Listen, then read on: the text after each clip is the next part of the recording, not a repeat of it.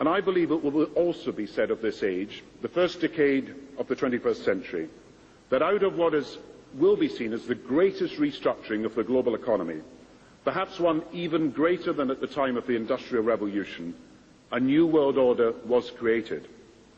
When my predecessors were speaking to this event a century ago, the world order of the 19th century they were describing was defined mainly by the balance of military power, and they saw European empires dividing the world between them.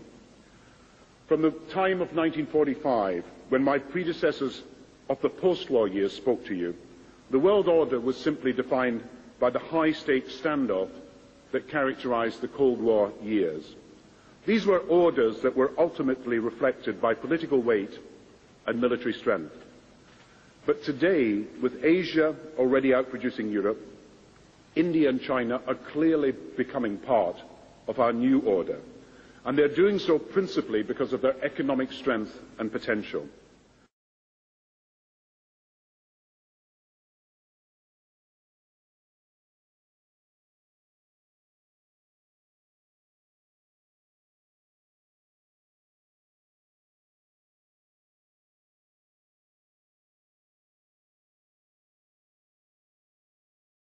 From 1945 and the end of the war through 1989 and the end of the Cold War, we had a worldview. Republican and Democratic presidents alike, from Harry Truman to George Bush, stood for freedom and stood for certain propositions that would make America strong and healthy and grow the middle class and shrink poverty and stand against communism.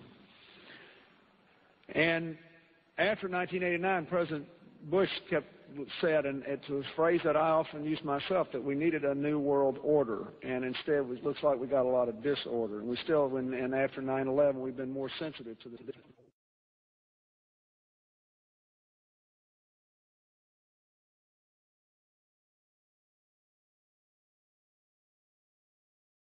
We have before us the opportunity to forge for ourselves and for future generations a new world order, a world where the rule of law, not the law of the jungle, governs the conduct of nations.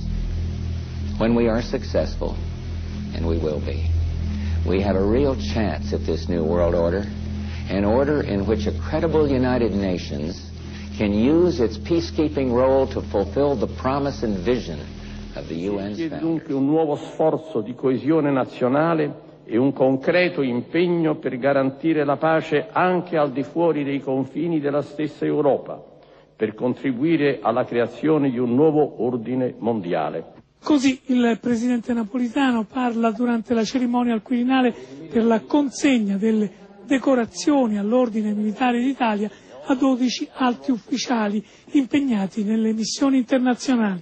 Dobbiamo così rendere meglio compatibile la necessaria assunzione di responsabilità anche militari da parte del nostro Paese nell'ambito della comunità internazionale con le difficoltà di fondo della nostra finanza pubblica.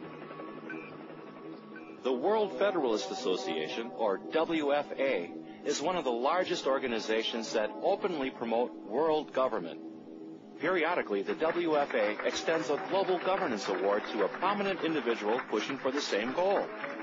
Former CBS anchorman Walter Cronkite was among the recipients of the WFA award. Thank you very much. Today we must develop federal structures on a global level to deal with world problems. We need a system of enforceable world law, a democratic federal world government. In a closed-circuit hookup, Hillary Clinton congratulated Cronkite. For decades you told us the way it is. But tonight, we honor you for fighting for the way it could be. In 1993, the WFA honored an editor for Time magazine for an essay he had written entitled, The Birth of the Global Nation. Nationhood as we know it will be obsolete. All states will recognize a single global authority. After receiving the award, the editor, Strobe Talbot, was appointed Deputy Secretary of State in the Clinton administration. In February of 2000, the New York Times allowed the WFA a full-page ad to spread its globalist propaganda. In economic terms, that everybody is better off. But that it's only partially true. Henry Kissinger, former Secretary of State, we began, as I said, this series of conversations with former Secretaries of State, with people from not just the United States, but other countries, talking about this new world order and where we go from here. All these new challenges are bringing together about the biggest restructuring we have ever seen, not just of the global economy, but of the global order as a whole. And 200 years ago, a famous British Foreign Secretary said that the new world had been called into existence to redress the balance of the old. In 1990, another old world ended, dominated by the Cold War, and people talked then, in 1990, of a new world order. What they actually meant then was a new political order. And what was not foreseen then, but is obvious now from everything that we see and do, what we experience in every day of our life, is the sheer scale and speed and scope of globalization. And it's only now that we can begin to understand that the world order that globalization brings and what it's going to look like, it's driven forward now not just by the balance of military strength, the Cold War times, or ordinary political power. It's being driven forward by a seismic shift in economic power that we see around us.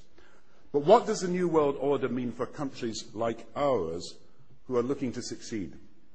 I suggest that the countries that are going to succeed are those that combine flexibility, free trade, open markets, with proper stewardship of the environment and investment in education, infrastructure and innovation. And the question for us is how we meet and master all these challenges to ensure that Britain enhances its competitiveness in the process and realizes what I believe is our destiny of success in this new world order. So, in conclusion, ladies and gentlemen, a new world is emerging. It is a new world order with significantly different and radically new challenges for the future.